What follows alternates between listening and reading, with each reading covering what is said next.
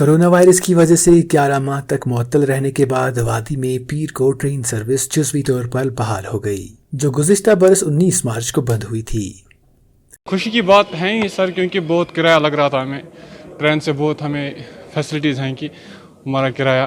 بچے گا، دوسرا ہمارا ٹائم بچے گا۔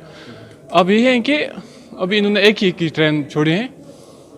مجھے لگتا ہے کہ ایک گھنٹے کے بعد ایک ٹرین ہونی چاہیے۔ پیسنجر کا سر فائدہ ہوتا ہے، کرایہ بچتا ہے، اس کا ٹائم بچتا ہے، زیادہ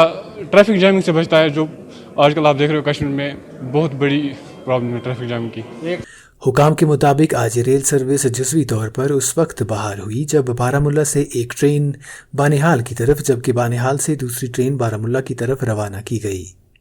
بہت خوشی کی بات ہے، پھر سے گورنمنٹ نے یہ چالو کیا، اس لیے امید کر کے آئندہ بھی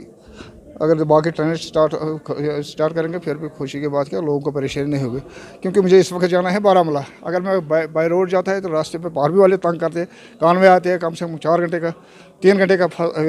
مشکل ہوتا ہے، 3 گھنٹے سفر لگتا ہے، یہاں سے جائے تو آدھا گھنٹے کا ہے، پونے 1 گھنٹے کا سفر ہوتا ہے، اس لیے بہت شکر گزار ہیں گورنمنٹ کے، اگر آئندہ بھی باقی گاڑیوں کو اسٹارٹ کرے۔